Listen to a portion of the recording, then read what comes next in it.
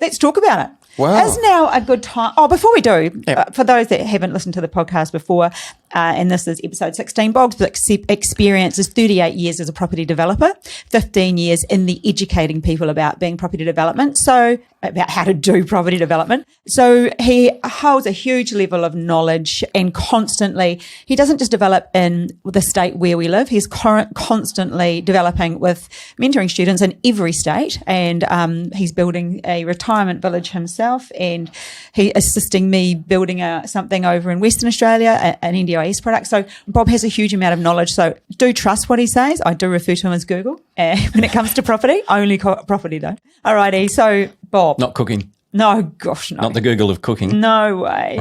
All right. Is now a good time to get into property development?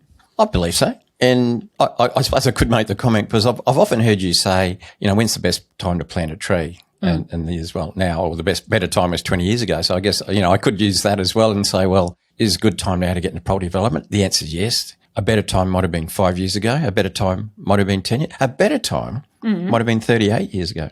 Could have been a great time. But you might have only been 1 or 2 years old. So, probably wouldn't have worked. And there was a bit of bumbling then. There was no education. You were No. bit of learning. Yeah, I did. I flew by the seat of my pants for a while and learnt the hard way. Trial and error, but beautiful. These days you don't have to do that. Yeah, so good time for property development. Look, I think I might open the conversation by saying... Conversation opener. It's a conversation. Yes. What might you say? I spoke to a couple of people recently about property development and they were thinking, well, should I get involved or what? And they said, you know what, the property market's been travelling so well in the last, 6 or 8 or 9 months. I don't really need to develop property. I'm making such good money just waking up alive in the morning, having made money overnight because my property's going up. They forget that as developers, we get that growth. Yes. But we create more growth on our development. So it's not like it's one or the other. As developers, we develop property, we develop it at raw cost. I think that's something that people do forget. You are creating property at raw cost. You're not paying retail. Yeah, absolutely. Absolute raw cost. And then if properties go up during the period of time, let's say from the time we buy our development site, it's a while before we get to build it. Got to get finance organised. We have to acquire it.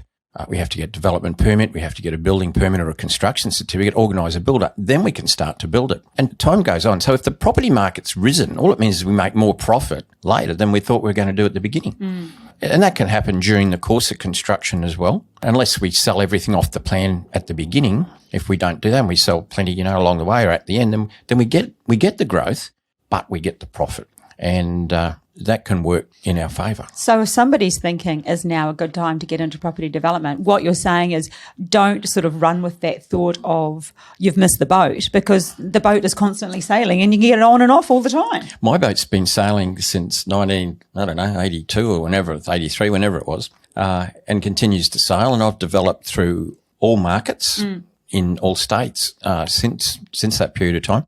And, I've had some highs and some lows in the property market. There's been recessions and stock market crashes and all sorts of things happen. But you can make money, and I've proved it consistently, by being involved in property development. It's not like investing, I suppose, if you're just buying and holding. There's those growth times because you're waiting for the market to move.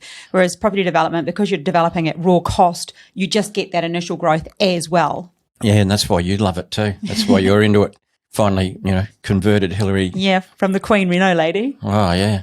But I used to do small developments in New Zealand as well. But across the ditch over here, you're into it. And why wouldn't you be? So, look, if a property development stacks up, and what I mean by that is if the numbers work, then you do it. And at the moment, look, I'll freely admit it's a little bit harder to get things to stack up because property prices have risen a fair bit. And particularly in the housing sector. Yeah. Less so in the townhouse and apartment sector, although I see a catch-up coming. Yes.